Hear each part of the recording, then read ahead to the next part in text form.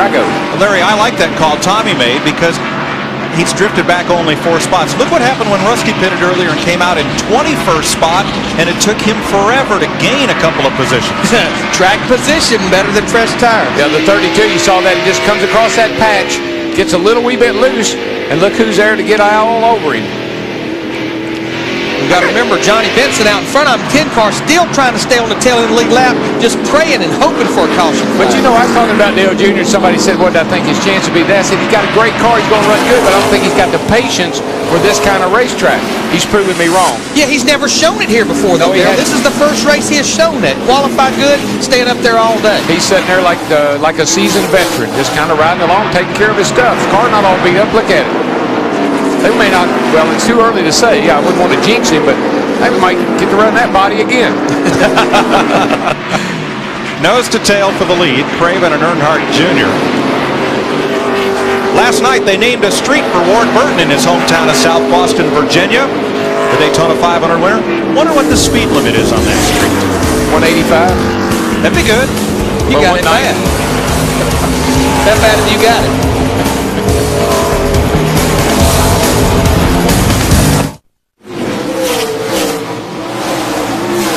Welcome back to Martinsville, where Ricky Craven continues to lead Dale Earnhardt Jr. by less than half a second. Terry Labonte, Ricky Rudd, and Bobby Labonte are the top 5. Mark Martin's off the pace going down the back, guys. I don't know what happened, but he slowed way down there. Yeah, he's dropped up. Jimmy Johnson's got a problem. Johnson's been in and out of the garage with rear end trouble. Everything shut off again. I flip the start switch and it takes off. Ignition? Ignition again, and 36 in the fence up here in turn. Oh, Kenny Schrader. 3 and 4. I think he's going to bring out the caution. Yes, he is. Won't run, will it? Yeah, caution is out. Caution's out. Won't run. What's wrong with it? Okay. And for the lead, Johnny Benson will get back on the lead lap as they come to caution.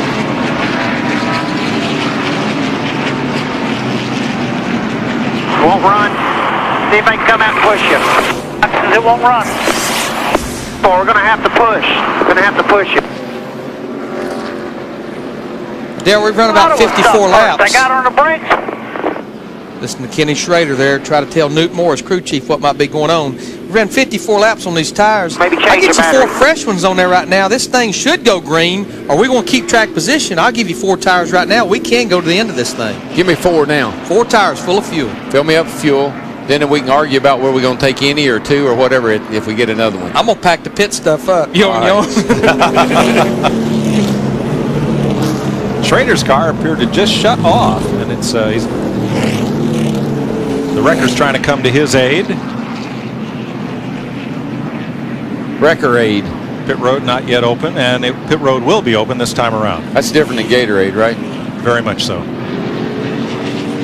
After the 10 there, they'll come out and help you. There they come. Everybody coming to pit road. Well, Schrader's misfortune was his teammate's good fortune. Johnny Benson gets back on the lead lap. Well, Schrader started the day off, with his tire, left rear tire going down, getting all wrapped around another car and catching on fire. So he's just about used that old M&M car up today. Every car on the lead lap did hit pit road here with about 173 laps to go. Dick Bernrid. A couple of laps ago, Bobby Labonte keyed his radio and said, put 4 tires on it on the next pit stop, take a pound of air out of each of the 4 tires. A few moments later, he said that it'll be 2 tires the next time for the win. To Matt. Dick, here in the 32 pit of Ricky Craven, no adjustments. They are going to go with 4 tires. A little bit of trouble on the left front. A little bit of trouble on the left front. Jim Carbone had trouble getting the left front off as the 20's out, the 5's out, the 18's out. Finally, the 32's down and away to Steve. Dale Earnhardt Jr. said he liked his race car. They changed 4 tires, made no other changes to that number 8 car. Dale Earnhardt Jr. said it's just a tad snug, but I like it. Don't change it. Boy, Tony Stewart, their group did their job on pit road. He came in 6th, goes out 3rd, and Terry Labonte, that group, they keep cooking on pit road today as well, that 5 group. That pit crew will step up every time if that driver's doing good out on the racetrack. When that car runs good, everything works good. New leader, Dave Blaney, assumes the front spot here at Martinsville, and now he will pit and give that up. But Blaney has led a lap for the Jasper team. That'll put Dale Earnhardt Jr. out front. We've completed 328 laps in the Virginia 500, presented by Yamaha.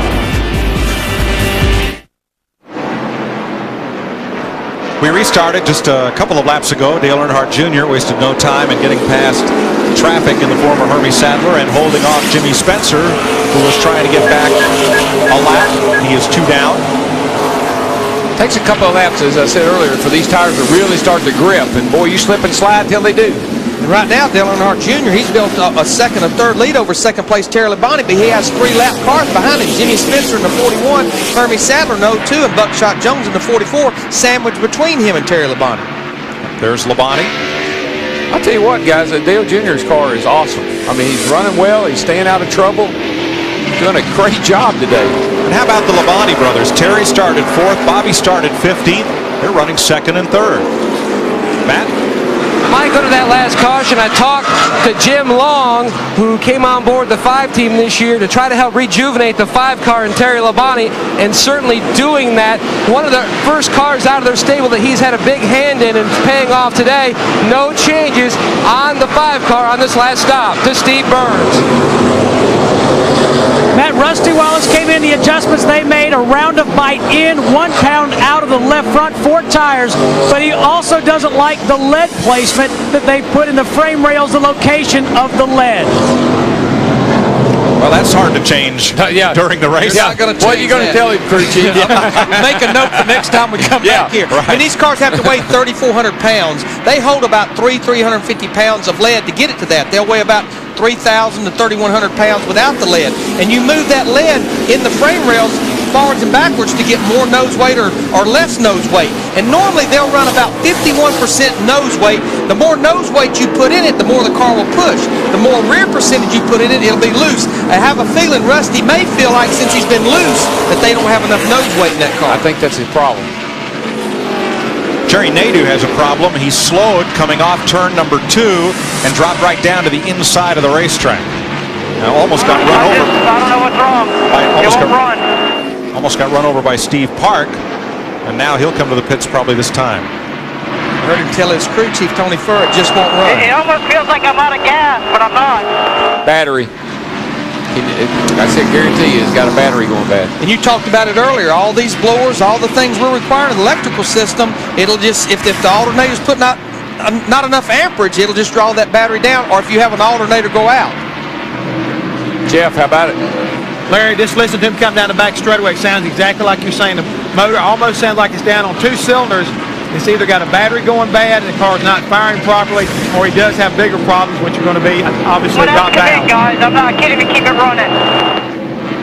The reason I went right to the battery is because I've had that happen here. And it feels just like it's out of fuel. You first step down on the throttle, it'll kind of act like it's going to go, but when it needs the juice to keep going, it's not there. And the battery in these cars are in front of the left rear tire. You can change it in a hurry. That's about all you can do. Have a good fresh charged battery to put back in there. Meanwhile, Bobby Labonte has moved to 2nd and sets out after Dale Earnhardt Jr., who's now built up a 2.5-second lead. Dick Berggren. So Bobby Labonte started this race in 15th spot, and the pit stops have been a very key ingredient to having picked off so many cars. Last week in Texas, his pit stops were, how do we say it kindly, they just weren't very good. So crew chief Jimmy Makar put the whole team on notice, told them all this week, no one's job was safe with pit stops like that. This crew has responded today. Every pit stop where they haven't pulled the rubber out of a spring has been under 15 seconds, and on that last pit stop they pulled the rubber and picked up a spot. Labonte, great pit stops today, Mike. That will make the difference, especially here, Darrell. Yeah. Life gets too good sometimes. That car's run so well, all of a sudden things start to fall apart, and you look around and it's not just the driver, it's not just the car, it's the car, the driver, the crew, everybody's letting you down just a little bit. And Jimmy Makart's got to go in there and say, hey boys, step it up. And as that fell up on the box, Joe Gibbs knows well, you want to keep your job in the starting lineup? You got to do better. You got to perform. He won't be afraid to make a change if he thinks it'll help the team. There he is, Coach Joe Gibbs, Super Bowl wins, owns the 20 car. Tony Stewart, Bobby Labonte, the 18 car, and they're running 2nd, 3rd right now. He's got to be smiling. He'd like to see that gap on the stopwatch narrow up, though. It's 3.2 seconds now. Earnhardt to Bobby Labonte. Now Terry Labonte. going to have to hold off Ricky Rudd and Ricky Craven as Rudd passes Craven for 5th place.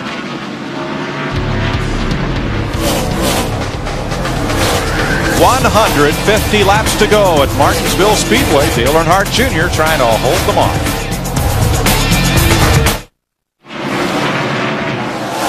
Welcome back to Martinsville. Dale Earnhardt Jr. now 3.6 seconds up on the Joe Gibbs team of Bobby Labonte and Tony Stewart, running 2nd and 3rd. But we still have 24 cars on the lead lap, and some of the infighting back and forth has been pretty severe toward the back of that group. Yeah, just up ahead of our leader, there's about 10 or 15 cars, and they're having a heck of a battle. That's teammates right there. You're a little quicker than I am, bud. Go ahead.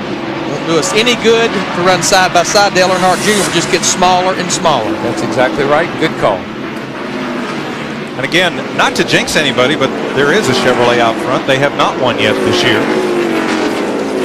Well, they got that kick out, and that's, I don't care how fast you're going, air's out there moving around, that little bit can help. A little more downforce, letting them stretch that car out a little bit a couple of weeks ago, starting in Texas. And particularly here when you got so much of the front end open, you got brake ducts and the grill and everything wide open here, so airflow over that nose is important. Right now, he is fixing to get into some heavy, heavy traffic. There's about a dozen cars there just right in front of him.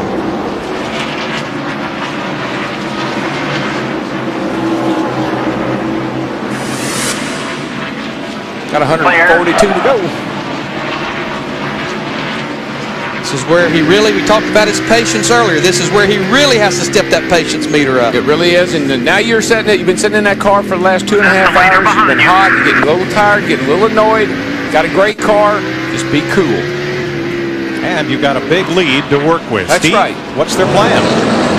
Well, Mike, this morning I talked to crew chief Tony Eury Sr. and I asked if he had any special pit strategy. He said if they stopped with about 160 laps to go and filled up with gas, he would try to run the rest of the way. So we're very close to that. I just asked Tony Eury Jr. if they could make it, and he said we're 5 laps short, so they will have to stop one more time. Boy, 5 laps here with that kind of lead, I believe I could buy 5 laps. Just roll out of that throttle a little early, pick it up a little late, especially when you're sitting there with almost a 3-second lead. Now, that's a crew chief story there. I'm 5 laps short. I mean, that's spreading like wildfire, you know. But, you know, the interesting thing, I talked to Tony Eury Jr., as Matt Yoakum talked about at the beginning of the show, they tested up here. And remember, yesterday's practice, it was very cool and overcast. I asked him, I said, what kind of adjustments are you going to make based on the temperature being up today? He said, we went back to our testing notes because it was very hot and sunny that day. I bet everybody would like a look at that notebook right now. Absolutely. Big hole behind it, long way.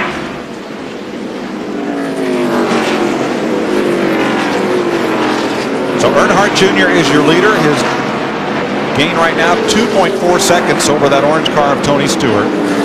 That Pontiac right behind Stewart, about a second behind Bobby Labonte, his teammate, also in a Pontiac.